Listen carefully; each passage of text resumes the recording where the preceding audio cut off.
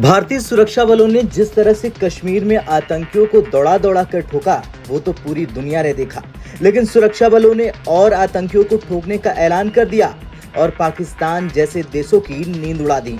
दरअसल भारतीय सुरक्षा बलों को स्पेशल इनपुट मिला, जिसकी माने तो कश्मीर घाटी में अब कुल 135 आतंकवादी एक्टिव हैं। और बड़ी बात तो ये है कि इन 135 में से 110 आतंकी पाकिस्तानी हैं, जो सीमा पार घुसपैठ करके भारत के अभिन्न अंग में घुस आए हैं। इस पर वो मियां इफ्तिखार हुसैन जो एएनपी के एक लीडर भी हैं, उन्होंने भी यही कहा कि 70 से ज़ायद ऑर्गेनाइजेशंस पंजाब के अंदर भी काम कर रही हैं, तो इस बार वहाँ से शुरू कर लें। लेकिन मसला जो दरपेश है वो पॉलिटिकल कंसेंसस का है, जो कि इस्टेब्लिशमेंट के पास है नहीं, क्योंकि जितनी भी पार्टीज़, चाहे वो एक्स फाटा में एग्जिस्ट करती हों, बलूचिस्तान में हों या केपीके के अंदर हों, वो इस पर एग्री नहीं कर रही।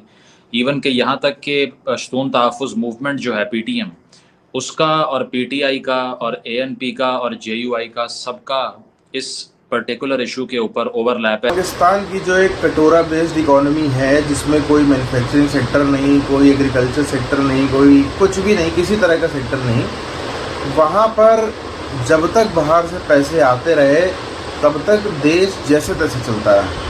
आज पाकिस्तान की आप हालत देखिए, आप पाकिस्तान के व्लॉग्स देखिए, आप यूट्यूब पर जाकर के देखिए पाकिस्तान की ट्रेन की क्या हालत है, पाकिस्तान में रेलगाड़ी की हालत है, पाकिस्तान में मार्केट्स में कितने दाम पर सब्जियां मिल रही हैं, पाकिस्तान में जो है वो पानी बिजली की व्यवस्था कैसी है। देख करके पता चलता है कि शायद जो सबसे बुरे दिन रहे होंगे कुछ यूरोपियन देशों के, सबसे बुरे दिन रहे होंगे आजकल कई सारे अफ्रीकन देश, वो भी पाकिस्तान से अच्छा कर रहे हैं। इतनी ज़्यादा हालत वहाँ पर ख़राब हो गई है, 18 घंटे बिजली नहीं, पीने को पानी जितना ज़रूरत है उसका आधा ही मिल पा रहा है।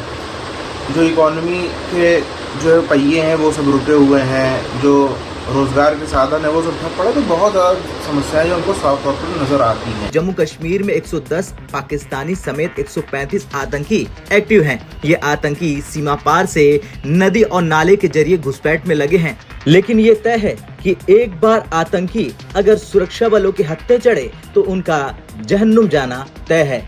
तो वहीं हाल ही में जम्मू कश्मीर के पुंछ जिले में 2 तारीख को मनकोट सेक्टर के एक गांव में सुरक्षा बलों ने 2 विस्फोटक यानी आईईडी बरामद किए, जिसका वजन 15 किलोग्राम और 8 किलोग्राम था। अधिकारियों ने बताया कि पुंछ जिले के सेक्टर मनकोट के एक गांव में सुरक्षा बलों ने 2 विस्फोटक उपकरण आईईडी बरामद किए। माना जा रहा है कि आईईडी बहुत पुराने हैं, जिन पर जंग लगी हालत में मिले हैं।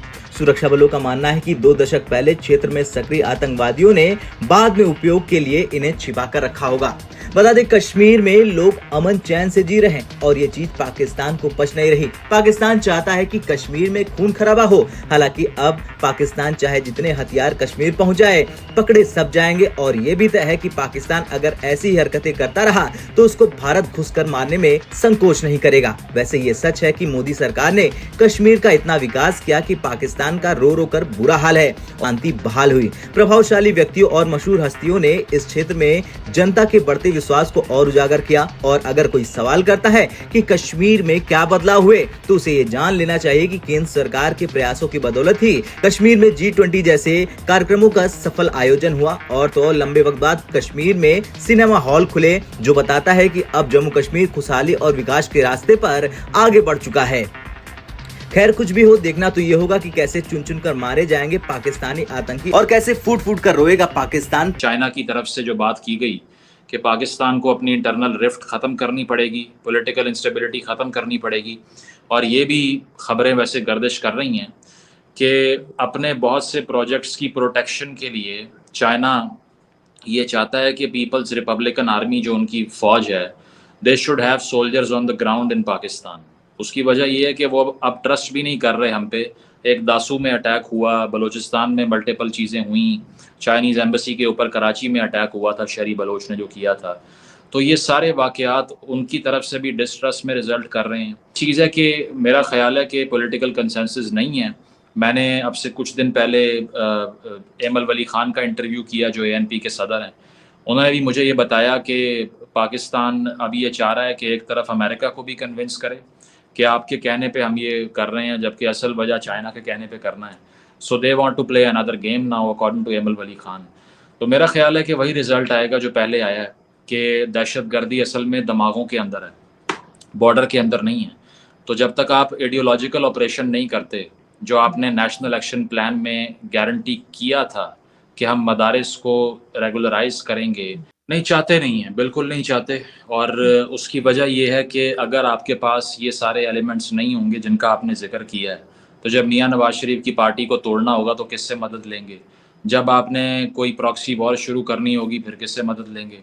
अच्छा, जब आपने पंजाब के अंदर या किसी और सूबे के अंदर ऑन ग्राउंड प्रेशर क्रिएट करना होगा किसी भी हुकूमत को गिराने के लिए, तो किसे कॉल देकर बाहर बुलाकर कहेंगे कि सारे मुल्क को जैम कर दो? इसीलिए ये सारे जो हमने अनफॉर्चुनेटली हिलरी क्लिंटन ने कहा था ना कि अगर आप बैकयार्ड में सांप पालेंगे आपको भी काटेंगे। 8 सालों के अंदर 7,000 मदरसे बनाए गए साउथ पंजाब के अंदर, 7,000 for a sole purpose to achieve the foreign policy goal of proxy wars against India and Afghanistan.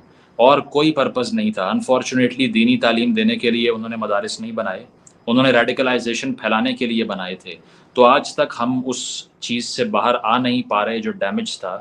अब अनफॉर्चुनेटली ये टीएलपी का नया फ्रैंकनस्टीन जो हमने क्रिएट कर दिया है, ये लोग किस लेवल के ऊपर रेडिकलिज्म फैला रहे हैं आपने देख लिया कि अभी अहमदी माइनॉरिटी इनसे महफूज नहीं है, क्रिश्चियंस महफूज नहीं है, हिंदू कम्युनिटी महफूज नहीं है, इवन मुस्लिम्स भी महफूज नहीं है, अहले तशी महफूज नहीं है। तो ये रिपीटेडली गलतियां करते जा रहे हैं। देखें, वो मैंने कहीं कहा था कि ये दरअसल पाकिस्तान की यूनिवर्सिटियां और कॉलेज जो है ना, ये मदरसों को मेकअप किया हुआ है।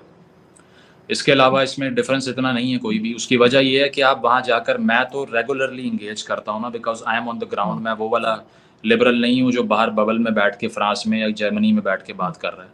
तो मैं इस हफ्ते भी 2 यूनिवर्सिटीज़ से होके आया हूँ। हर हफ्ते जाता हूँ, बच्चों से बात करता हूँ, स्टूडेंट्स से मिलता हूँ। सारी फैकल्टीज़ जो कि पाकिस्तान की मेन स्ट्रीम यूनिवर्सिटीज़ में पढ़ाती हैं, they are basically preaching doing nothing else. आपको बारूदी मेंटालिटी का ही मिलेगा, क्योंकि अगर इतना ज़्यादा डम डाउन कर दें स्टूडेंट्स को, उन्हें आप ये नहीं पढ़ा रहे कि ह्यूमन राइट्स क्या होते हैं, कंपैरेटिव रिलीजन का कोर्स नहीं पढ़ा रहे, उन्हें ये नहीं बता रहे कि सेकुलरिज्म एथीज़म नहीं होता, उन्हें ये नहीं बता रहे कि आपकी जो तारीख़ है उसमें कोई अगर गैर मुस्लिम किसी ने अच्छा काम किया तो उसको गालियाँ ना दो, उसको भी ऑन कर सकते हो आप। तो ये करिकुलम के लेवल पे जो चीज़ें हमने डिस्ट्रॉय की, ये उसका रिज़ल्ट है। जो आपने बात की कि अब कोई भी उठ के आसपास में कॉलीग्स में या फेलो स्टूडेंट्स में, क्लास फेलोज़ में, आप किसी से महफूज नहीं हैं। वो जॉन एलिया साहब ने बात की थी ना कि अब सभी को सभी से ख़तरा है। जो हॉब्स कहता है कि आप war of all against all, बहन भाई को, सबॉर्डिनेट को 30-40 साल तक ये बताते रहें कि आपके हमसाएं, आपके जो नेबर्स हैं, they are very dangerous people, they will take your life away, they are conspiring against you all the time, day in day out। और एक सुबह उठ के 30 साल बाद आप ये कहें कि नहीं आज से वो हमारे दोस्त हैं, तो आपके बच्चे कहेंगे कि I don't believe you because I have been told something else for generations। ये इसी तरह है कि अब अगर बाजवा साहब ने जाने से पहले नेशनल सिक्योरिटी पॉलिसी में, मुझे याद है, ये लिखवाया था कि 100 years of peace with India, nobody listened to him। उसकी वजह यह है कि आपने जितना ज़्यादा प्रोपेगेंडा कर लिया ओवर द जनरेशंस, अब वो एक झटके में अनडू नहीं कर सकते। पाकिस्तान की इकॉनमी के बारे में खबरें पूरी दुनिया से ही छुपी नहीं है। पूरी दुनिया को पता है कि पाकिस्तान की इकॉनमी किस तरफ जा रही है, और ये कोई आज से नहीं जा रही।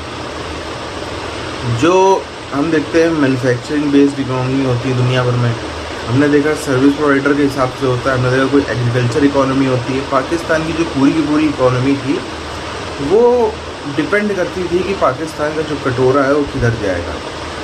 आप देखो, पाकिस्तान में जब भी कोई, ये शुरू से रिवाज रहा है, कोई भी पीएम अगर शपथ लेगा तो शपथ लेने के मात्र 1 महीने के अंदर ही सबसे पहला दौरा सऊदी अरब में लग जाता था। सऊदी अरब से अक्सर, अगर हम पिछले 3-4 सालों को छोड़ दें, तो अक्सर जेबें भर के और काफ़ी ज़्यादा पैसे जो है वो सऊदी वाले देते थे, अलग अलग ग्रांट्स के नाम पे, अलग अलग सब कुछ के नाम पे अच्छा खासा जो है वो पैसा लेके वहाँ से आता था।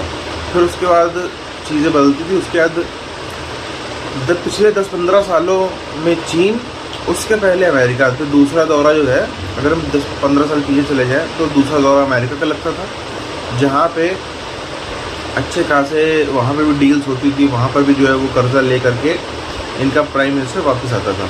अब इधर 15 सालों से चीन में शहबाज शरीफ ने इस बार भी, जो भी फरवरी में चुनाव हुए उसका नतीजा, उसके बाद भी यही प्रोसीजर फॉलो किया। चीन का भी दौरा किया, सऊदी के भी दौरा किए। इनके मंत्री तो लगभग हर महीने ही कहीं ना कहीं का दौरा कर लेते हैं, ख़ास तौर पर गल्फ़ कंट्रीज़ में। लेकिन कर्जा नहीं हाथ लग रहा है इस बार। कर्जा जो है बिल्कुल दूर से ही करता, थोड़ी खातिरदारी भी अच्छी नहीं हो पा रही। पहले जो इनका प्राइम मिनिस्टर जाता था, बढ़िया एकदम आलीशान जगह पे उसको रखा जाता था, पूरी एकदम सब कुछ सुविधा होती थी। अब की मैंने देखा आज तकरीबन जब शहबाज शरीफ का पिछला टर्म था 1.5 साल पहले, शहबाज शरीफ को मैकडॉनल्ड से ऑर्डर करके खाना खाते हुए पकड़ा गया। क्या वहाँ पर अमेरिका की बात है क्या अमेरिका के अंदर इनको जो है वो शाही दावत नहीं खिलाई जा रही थी, जो मैकडॉनल्ड से ऑर्डर करना पड़ा? कई सारे ऐसे सवाल हैं जो जनता बार बार घूम करके इनसे पूछती ही रहती है।